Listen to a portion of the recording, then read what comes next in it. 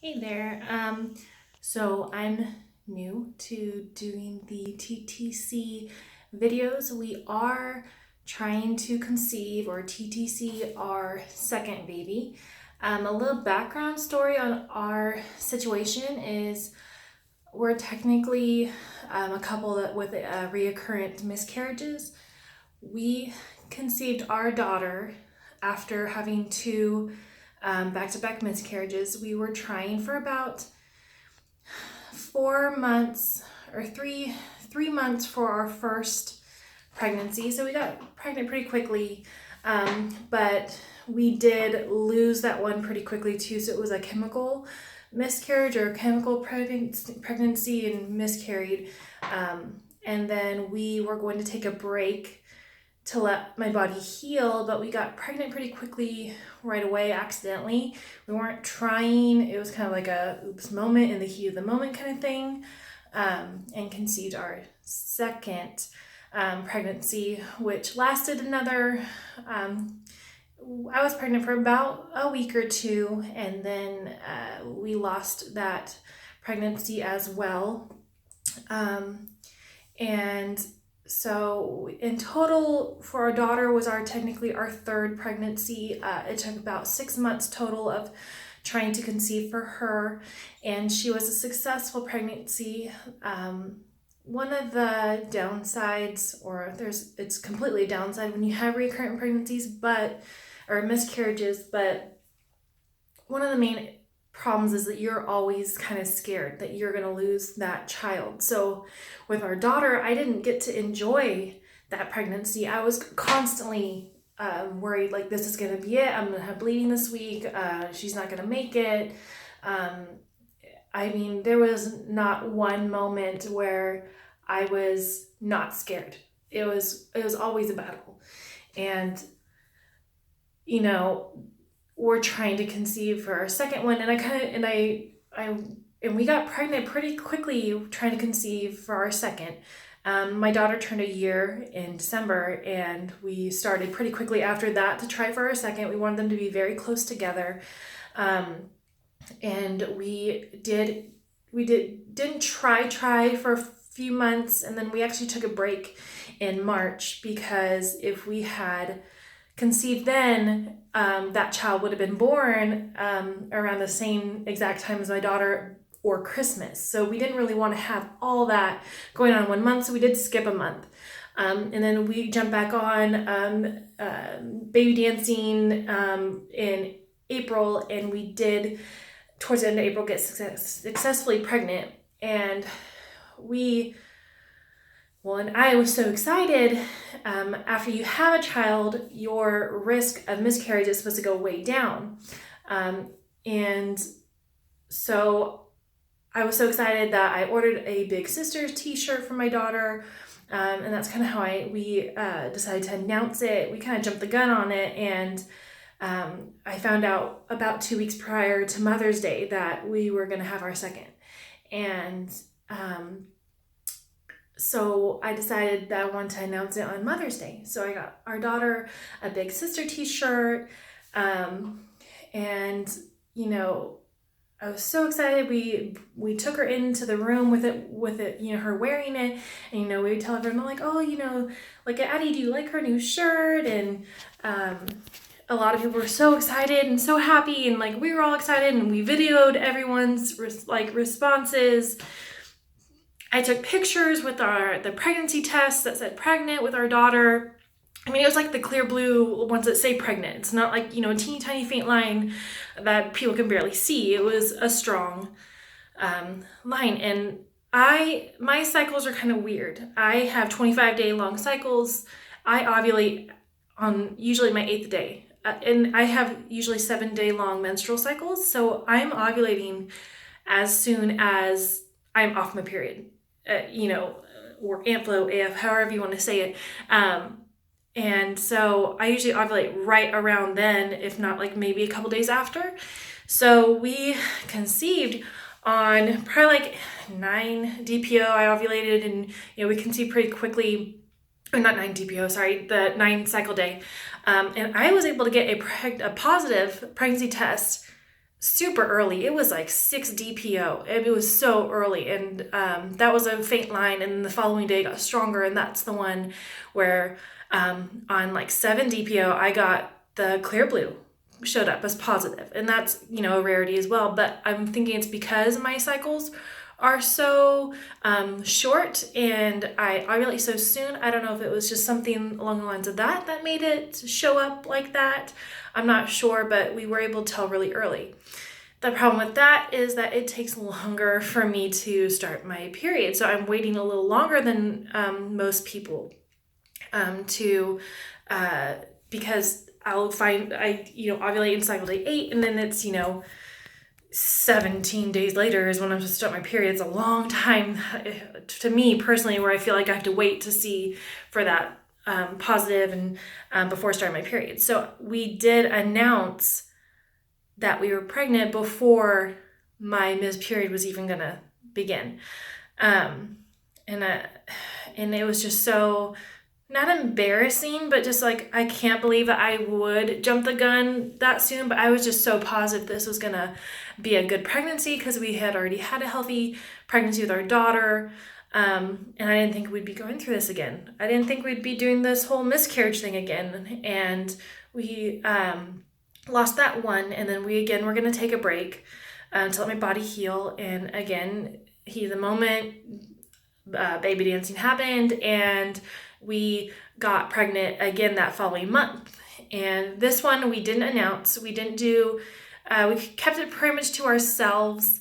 We found out the week before Father's Day, and it was really awful because I lost that first pregnancy on Mother's Day. It was Mother's Day I started spotting that end of the night, and I lost the next day. And then we had to announce to our whole family, who I just told we were pregnant, that we weren't pregnant anymore. My family's really sweet about it, and a lot of the kind messages were sent to me. And with this second one, we lost on Father's Day. So it was kind of like an awful way of losing a child, is on those special occasions. But we lost them pretty early on, which I'm obviously I'm not thankful for that, but I am glad that we do have earlier losses. I feel like it would be so much more difficult to heal with a child further along. Any loss is awful, but I've seen some videos and I just, my heart goes out to them for losing a child later on. So I'm a little more blessed that, our losses are a little early on. It's a chemical loss, and those are mainly due to chromosome abnormalities. And if they were to go through that first trimester, we would most likely lose them later on as well, or though they be born with disabilities or along the lines of anything like that. And that would make it so hard on them in life as well. And many children don't even realize they have disabilities, but it's hard to lose a child no matter what, but I am happy that it does happen early on for us. And I pray that we won't ever have to experience a later loss or stillbirth or anything like that. So anyway, so I started, I've been watching all these videos as a way of coping and healing. And so I kind of wanted to start my own, because I do feel like there's not a lot of women who have miscarriages or troubles trying to conceive. I feel a lot of it is like PCOS, or issues with their shape of their uterus, or ovulation issues. Those are things that I don't have issues with. I've been checked out. I have nothing wrong with my uterus. I have nothing wrong with my tubes, my openings, and things like that. My eggs look great. My follicles look great. Just through ultrasound, I haven't done any kind of dye, anything like that, just because with ultrasound, they're like, it looks great enough. I've had so much blood work done, just checking my hormones, checking my protein levels, checking my vitamin levels and things like that, and everything is always checked out fine. The And with my cycles, they're always spot on. I have never had like the issue with, my period not coming, monthly. In fact, after I had my daughter, I still had my period normally that following month, or, within weeks of ending of bleeding from birth. It was only a few weeks later I had started a period. So, I didn't even skip a beat with that. So this is a little more of nothing is visibly or blood work showing up wrong. The only issue they said I might have is deficiency, vitamin D deficiency. So I am taking vitamin D supplements, and like 10,000 MUI or MIU or something like that, like 10,000 a day. So, which is in with like 1 or 2 pills I have to take a day.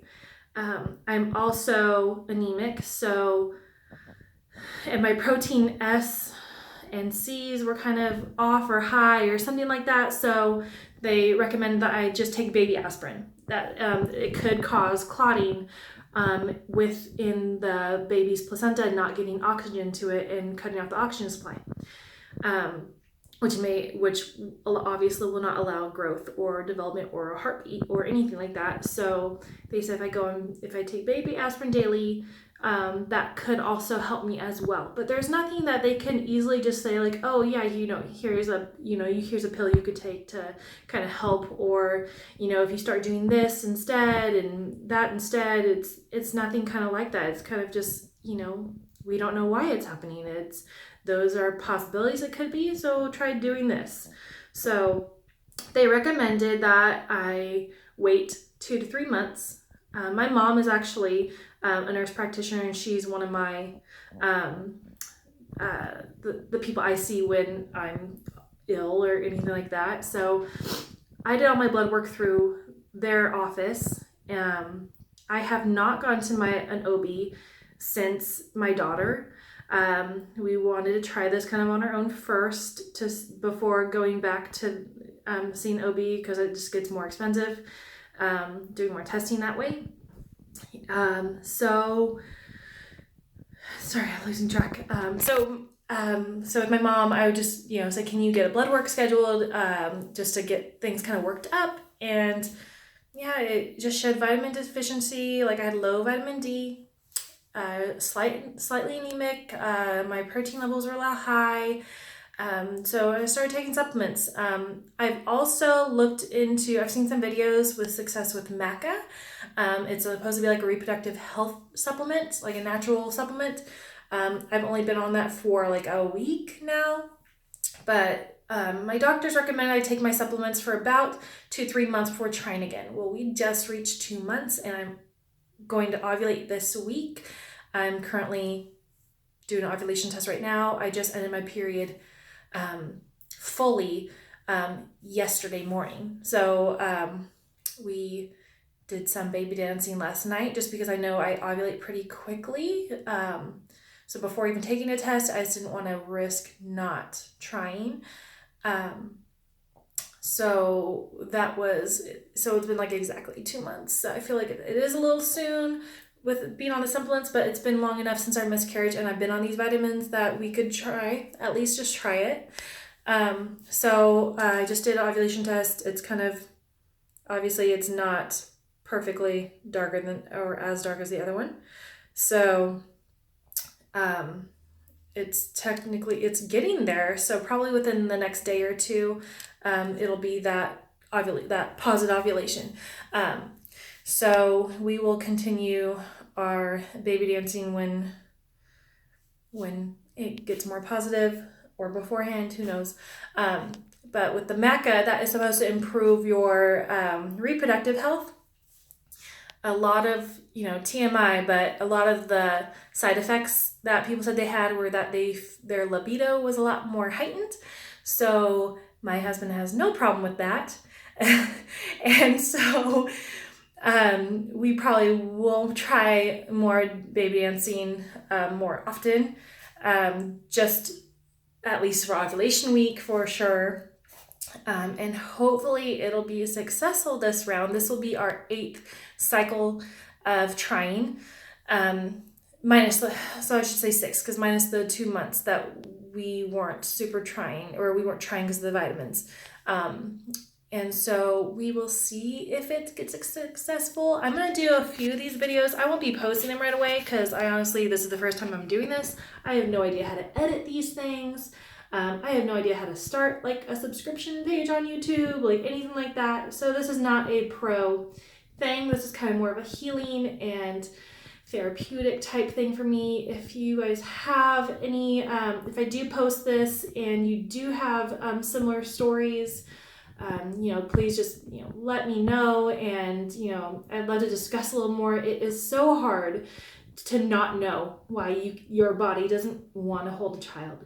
It is so hard to know or not know why your body doesn't want to do the one thing a woman's body is supposed to do. I don't know. It's because I'm getting closer to 30. That shouldn't be an issue at all. There's been plenty of women well into their 40s having successful pregnancies. So I don't know that it's going to be an issue. We want to have our children super close together. We're only planning on having 2. So this is so heartbreaking though. Like, I feel like I can't even give my child a sibling. And, it's just, and once you are pregnant, it's so hard to enjoy it when you have recurrent miscarriages, because you just never know. You never know when it could be that last moment you'll be pregnant. And so with this being our last child, I want to enjoy it. I want to give that child, that enjoyment of being, and myself, that just enjoyment of being pregnant. I did not get that with my daughter. It was just constantly, and I had a really easy pregnancy with her, and I wish I had enjoyed it more, but I was just scared the entire time that we would lose her. And so I really hope and pray that we will be successful soon, and it will be something I can enjoy. Sorry, I'm going to be way over upset about this. And so I'm really praying that this will be successful. I feel like we took a break enough to try again, and hope that it's going to be a successful one. So, so if you guys have any similar stories, I know there's so many women that have lost way more than me, so many times more than me, and my hearts just go out to you. I just can't even imagine.